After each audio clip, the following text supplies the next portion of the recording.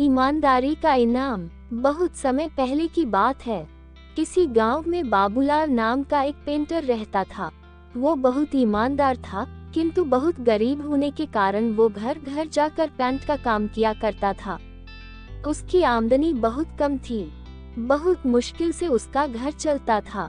पूरा दिन मेहनत करने के बाद भी वो सिर्फ 2 वक्त की रोटी ही जुटा पाता था। वो हमेशा चाहता था कि उसे कोई बड़ा काम मिले जिससे उसकी आमदनी अच्छी हो, पर वो छोटी काम भी बड़े लगन और ईमानदारी से करता था।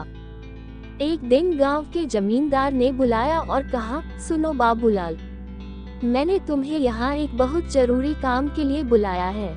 क्या तुम वो काम करोगे? बाबूलाल, जी हजूर, जरूर करूँगा। बताए क्या काम है? जमींदार, मैं चाहता हूँ तुम मेरे नाप पेंट करो और ये काम आज ही हो जाना चाहिए। बाबूलाल, जी हजूर, ये काम मैं आज ही कर दूंगा। सामान लेकर जैसे बाबूलाल आता है वो नाव को रंगना शुरू कर देता है। जब बाबूलाल नाव रंग रहा था तो उसने देखा नाव में छेद था।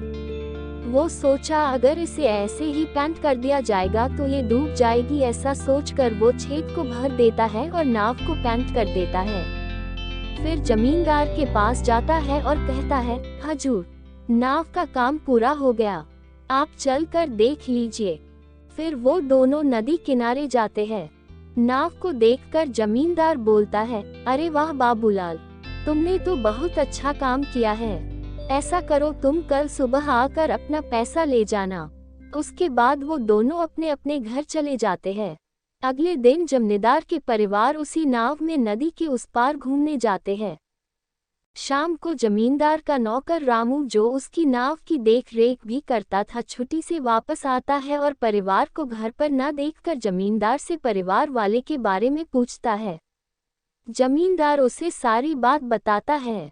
जमींदार बात सुनकर रामू चिंतन में पड़ जाता है। उसे चिंतित देखकर जमींदार पूछता है, क्या हुआ रामू? ये बात सुनकर तुम चिंतित क्यों हो गए? रामू, सरकार, लेकिन उस नाव में तो छेद था, उद्धरण चिन्ह। रामू की बात सुनकर जमींदार भी चिंतित हो जाता है। तभी उसकी परिवार वाले पूरा दिन मौज मस्ती करके वापस आ जाते हैं। उन्हें सकुशल देखकर जमींदार चैन की सांस लेता है। फिर अगले दिन जमींदार बाबूलाल को बुलाता है और कहता है, ये लो बाबूलाल, तुम्हारा मेहनत का पैसा, तुमने बहुत बढ़िया काम किया है। मैं बहुत खुश हूँ। पैसे गिनने के बाद बाबूलाल हैरान हो जाता है क्योंकि वो पैसे ज्यादा थे। वो जमींदार से कहता है, हजूर, आपने मुझे गलती से ज्यादा पैसे दे दिए हैं। जमींदार, नहीं बाबूलाल, ये मैंने तुम्हें गलती से नहीं दिए, ये तुम्हारी मेहनत का ही पैसा है, क्योंकि तुमने बहुत बड़ा काम किया है।